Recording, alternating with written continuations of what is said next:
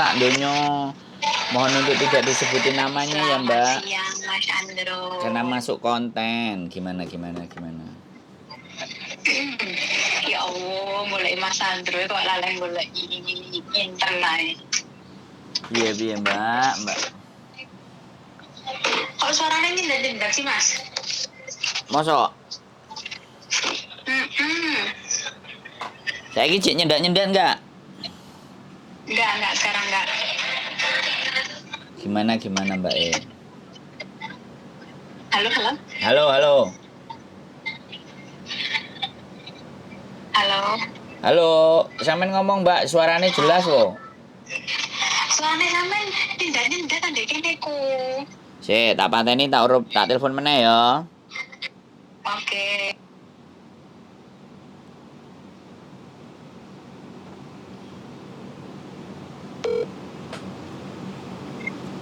Halo. Piye? Wes, saiki jelas kok.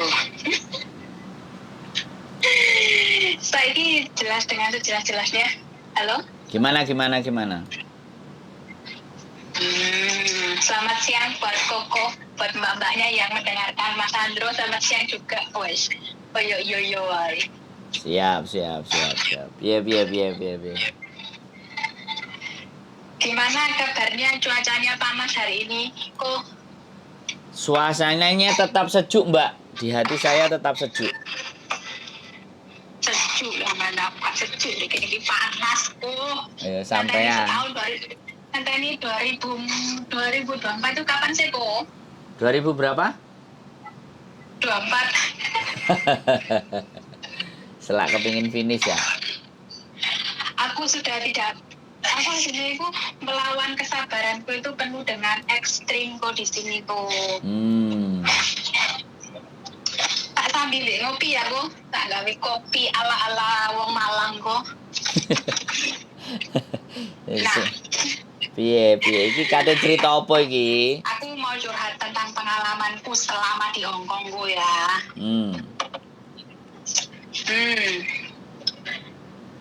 2012 kemarin aku pulang.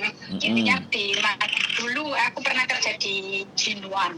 Jinwan itu 3 tahun, 5 tahun lah, minimal 5 tahun itu aku pulang. Satu kontrak itu ada 3 cc loh. Aku kemarin kan dengerin mbaknya yang katanya satu rumah sama kakak kandungnya ya. Yoi, siap. Wah, kakak kandungnya aja kayak gitu. Terus gitu mbak ini boleh dikandani. Wayo. Aduh, aku sampai tuh.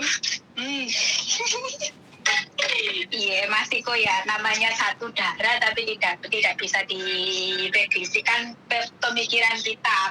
Itu aja satu darah ya Bu ya. Siap. Kalau sama orang lain, piye dulu aku kerjanya itu. Kenapa kok? Lah iya, sama orang lain terus piye, Jal? Aku 3 orang kok. Pertama pengalaman saya 3 orang itu kok. Pertama saya kan 1 tahun di majikan yang di Satin itu 1 tahun. Begitu aku difinishkan sama si majikan karena aku tidak ada kecocokan sama si nenekku. Jadinya daripada kita tidak saling berkomunikasi lah selama 1 tahun itu, anaknya berbaik hati dengan saya dan dia memfinishkan saya karena saya selama kerja 1 tahun di situ aku menjaga si nenek dengan baik dan tidak ada suatu problem apapun.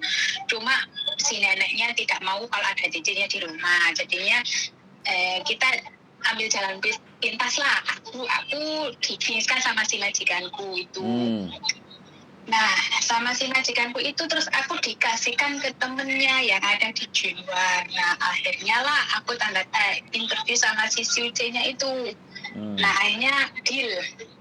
Terus gitu, dia bilang ada cici 1 lagi di rumah. Oke, aku mau mantai ada cici di rumah 1. Yang penting kita beradaptasi dulu gimana ke depannya kan ya. Memang kok selama 1-2 bulan kita itu beradaptasi dengan Cici, ya namanya Cici yang lama ya sama ya Cici yang baru nggak mungkin lah. Si Cici sama si nenek si kakek itu melihat kita baik ya nggak mungkin, biarpun kita udah berbaik sama si mereka gitu kan ya. Intinya terus gitu ada bekerja lah berapa bulan, akhirnya si kakeknya itu ditempatkanlah di panti jompo. Tetapi di panti jompo itu hanya setiap malam aja tidur di sana. Jadinya kalau siang itu kita jemput, kita bawa ke rumah gitu. Nah, kita itu masih baru 2 cc. Lah terus gitu si Ucinya bilang gini lagi, aku mau nambah cece 1 lagi yang jaga si nenek. Nah gitu, yang cece lama ini tanggung jawabnya masak sama bersih-bersih. Yang akunya shift malam, jadinya aku yang kalau siang buat tidur, kalau ya kamu mau jalan-jalan silakan, yang penting kamu waktunya kerja, malam ya kerja begitu. Nah tapi majikan si kakek ini super harus bersihnya tuh wow, karena dia punya itu maksudnya itu yang airnya dikeluarin 4 jam sekali dimasukkan gitu loh. Oke. Jadinya harus itu ya, harus semuanya bersih.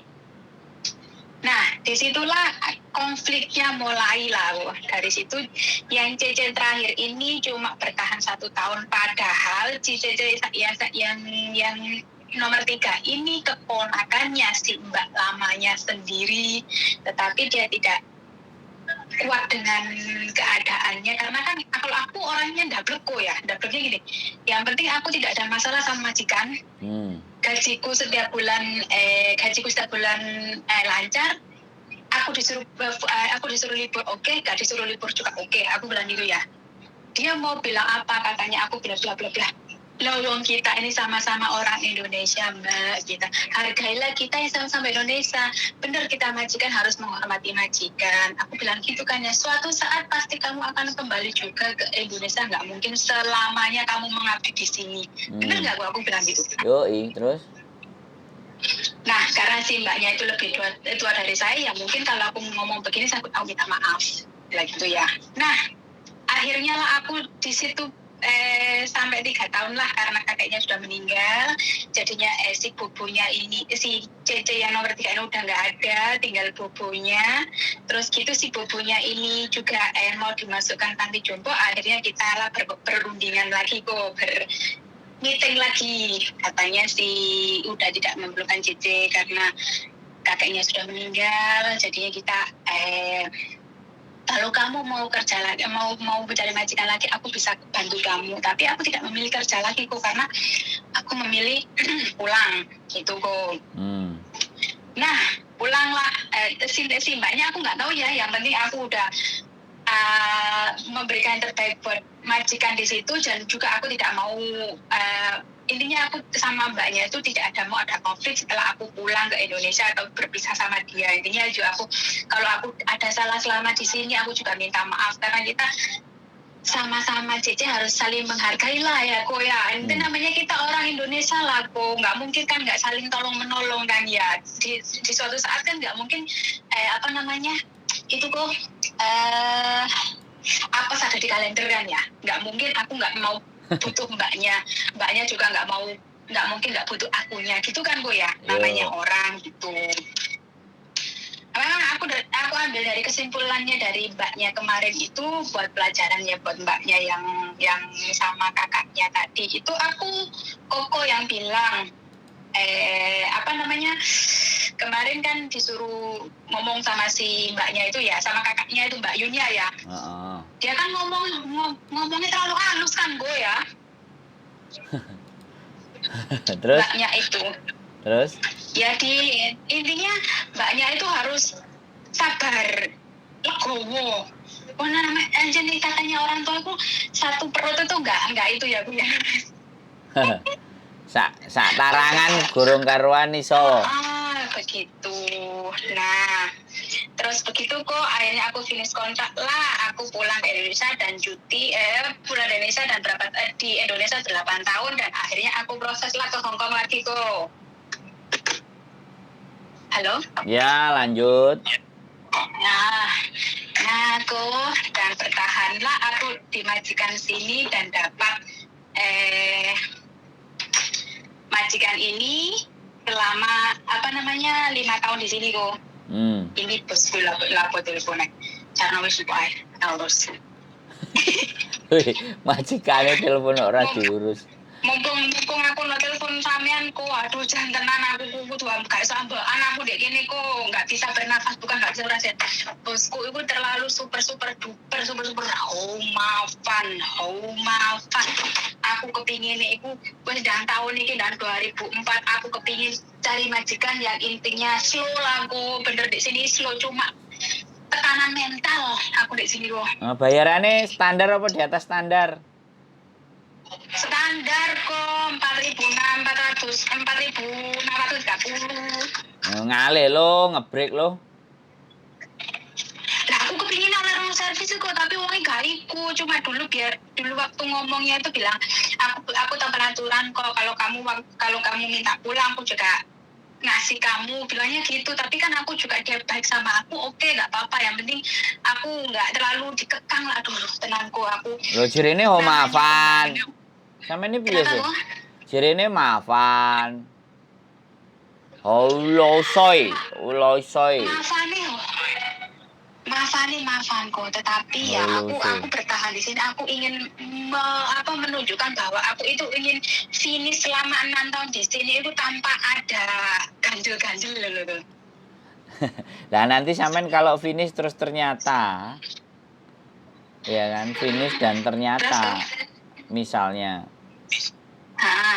nggak dapat long service, apa ora gelo sampean? Ya kalau begitu, kalau dia tidak ngasih ya berarti itu namanya bukan rezekiku kok, gitu ya. Legowo ae kok, mungkin ada rezeki yang lebih dari sana kok, lebih dari yang ini kok, gitu. Nah, kok pertanyaan saya sekarang kok mau tanya sama Koko. Kalau seandainya kan ada orang yang minat kerja ke Taiwan kok, saudaraku lah ya kok ya. Nah, kalau kan katanya sekarang Taiwan lagi di masa-masa sulit lah ya, katanya cocok nggak ada, bla bla. Ini bener-bener saudaraku lah kok, dipikirnya ada komennya, walah ini pacarnya bla bla bla. Apa sebab kono-kono sing komen suka hati. Kok wedi karo wong komen. Terus kan kalau orang nang dua kan begitu, alasannya mbak jadi ini nganune, jadi ini ibune, dulu saya paling ya pindahannya bla bla bla. Oh mau sawai si tanah. Itu kok kalau bikin paspor dulu bisa nggak kok? Ya nek sampean bisa yo sampean bikin. Wong biasanya aku aja nganterin anak bikin paspor itu berantem sama imigrasi kok. Maksudnya buat paspor dulu di Indonesia itu kan nggak masalah kok ya? Duh, yo nggak masalah nek iso. Tapi kan sampean gawe paspor ditakoni. Takoi A, takoi B, takoi C, sembarang kalir ditakoni. Padahal syaratnya kalau mau bikin paspor itu KK, KTP, akte, terus data ijazah kalau nggak ada, terus kalau nggak ada lagi buku nikah, ya cuman kayak gitu aja. Tapi pertanyaannya sing tidak di dalam peraturan itu lebih banyak. Oh begitu. Tapi kalau sampean mau nyoba dan bisa, keren, bagus, pinter. Iya. Kok sebentar kok ya, habisin tak telepon lagi ya, ini bosku menentang telepon apa ya kok? Ya, biasa wong jenenge bosnya sampean kok. Yo. Iya Bu, benar kok ya. Oke deh teman-teman. Jadi yang pertama dia cerita pengalaman bekerja sampai 3 pembantu dan bertahan akhirnya sampai majikannya meninggal, yaitu keren. Terus yang kedua adalah dia tadi nggak tahu nanyain saudaranya mau berangkat ke Taiwan yang cowok, terus suruh bikin paspor aja gitu loh. Jadi ini sekali lagi ya, apapun ceritanya, kalau ibaratnya sekali lagi bahwa bikin paspor dan dia bisa, itu tidak menjadi persoalan dan bagus. Karena ya kembali lagi, orang bikin paspor itu ada yang oke, nggak masalah, bikin aman.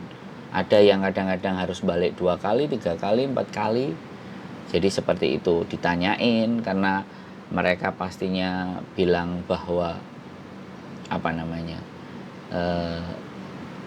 menyampaikan di mana bahwa orang kalau bikin paspor kan pasti ditanya mau kemana, mau buat apa, ya itu kan pertanyaan yang wajar. Tapi bisa jadi dengan pertanyaan itu ketika kita jawabnya tidak tepat itu bisa gagal gitu. Itu aja sih. Jadi itu yang menyebabkan sekali lagi bahwa membuat paspor itu terkadang ada yang oke dan ada yang tidak. Nah, saya juga nggak ngerti, depend on officer, kembali lagi akan tergantung dari petugasnya untuk menilai, karena mereka dibayarkan untuk itu gitu. Jadi saya rasa sih seperti itu, nggak ada menjadi sebuah persoalan. Yang jelas semangat. Kalau mencari uang di Indonesia agak sulit juga, itu ya nggak tahu sih. Tapi pada fakta dan kenyataannya pun kalau aku pulang ke Indonesia, kalau aku mencari pekerjaan pun mungkin juga akan sulit. Wirausaha juga harus punya modal dan macam-macam. Tapi kalau di Hong Kong itu dihargai tenaganya aja, capeknya itu sepadan, karena nilai ekonomi ya aku bilang menghargai kemampuan fisiknya. Ya mungkin buat orang Hong Kong 17, 18 itu angka standar untuk gaji orang bekerja. Tapi buat kita kalau itu dikurskan ke rupiah, karena kan memang kita selalu menghitungnya kita menghitungnya karena kitanya adalah orang Indonesia. Kita bukan orang Hong Kong. Otomatis lifestyle dan gaya hidupnya kan Indonesia punya. Jadi dengan gaji Hong Kong dengan lifestyle atau gaya hidup kita orang Indonesia itu nilai di situ itu besar. Walaupun sebenarnya buat orang Hong Kong nggak besar. Makanya banyak berbondong-bondong orang bermigrasi atau berpindah tempat untuk mencari penghidupan yang layak. Dan menurut saya itu sah-sah saja. Itu wajar-wajar saja. Dan kalau misalnya peraturan dan prosedur itu yang menjadikan kita menjadi berat, ya kita menjadi agak kok susah kelihatannya, ya kembali lagi itu sudah di luar ranah saya. Jadi seperti itu aja. Mungkin itu saja karena tadi ada majikannya nelpon mbaknya stop. Intinya tetap berjuang, tetap semangat, dan menurut saya tetap mencari jalan keluar yang terbaik buat diri kita. Yang penting jalan keluar itu tidak menyakiti hati orang lain. Keep stay tune my YouTube channel and see you next video. Bye bye.